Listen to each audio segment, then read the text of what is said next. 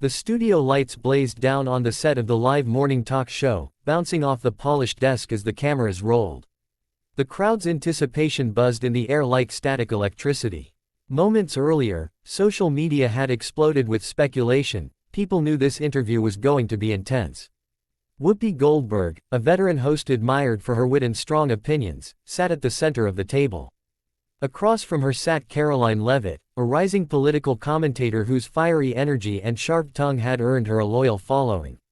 Neither woman had ever met face to face before, and everyone could feel the tension humming beneath their polite smiles. The show opened innocently enough.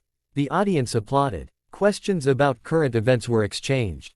But then, with the cameras rolling and millions watching, the conversation shifted from polite to personal.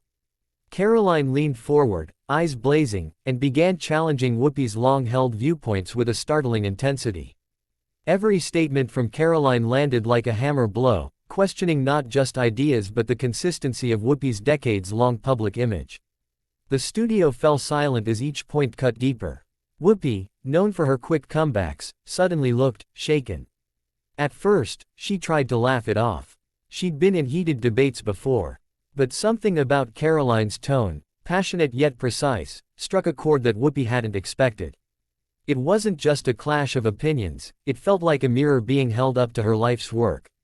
In that moment, the cameras captured something rare, a flicker of vulnerability on a face the public had always seen as unshakable. Her hands trembled slightly as she adjusted her glasses. Her voice, usually booming, cracked as she tried to respond. The audience, sensing the shift, held its breath. For a brief, haunting moment, the room felt less like a TV set and more like a confessional. Whoopi began speaking, haltingly at first, about the pressures of always being the strong one, about years of fighting for her beliefs while navigating the relentless judgment of the public eye. She spoke of how exhausting it was to always be seen as the unflappable veteran, never allowed to falter. Tears welled in her eyes as she admitted she sometimes doubted herself, wondered if she had lost touch with the younger generation she once inspired. Karoline, who had started the interview with fire in her voice, began to soften. Her tone shifted from attack to understanding. In that instant, she realized she wasn't facing an adversary. She was sitting across from a human being who had carried the weight of expectation for decades. Karoline paused, her next point dying on her lips. Then she spoke quietly, acknowledging the respect she held for Whoopi's career, even as she disagreed with her beliefs.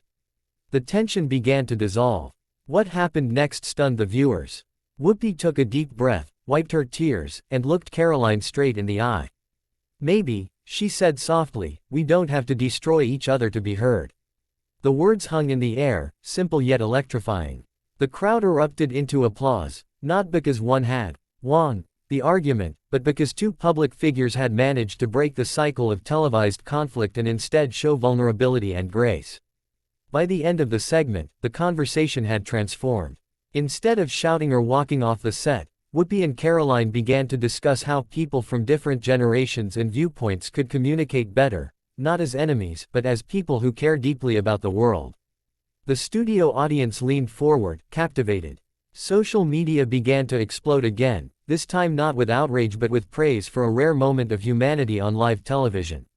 As the cameras faded to black, Whoopi sat back, visibly lighter, and whispered to Karoline, "Thank you for making me feel again." Karoline squeezed her hand in response, acknowledging the bridge they had built in front of millions. The episode became one of the most watched clips of the year.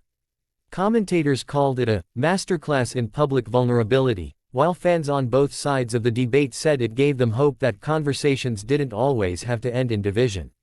Whoopi, rejuvenated, later reflected in interviews that the experience had been humbling, a reminder that even the strongest voices sometimes need to pause, listen, and reset. Karoline, too, said the encounter had reshaped how she approached debates, inspiring her to lead with empathy as well as passion. The inspiring message left by the end of the show was clear: vulnerability isn't weakness, it's the beginning of understanding. And sometimes, the most powerful thing we can do, on live TV or in life, is not to destroy each other but to truly see each other.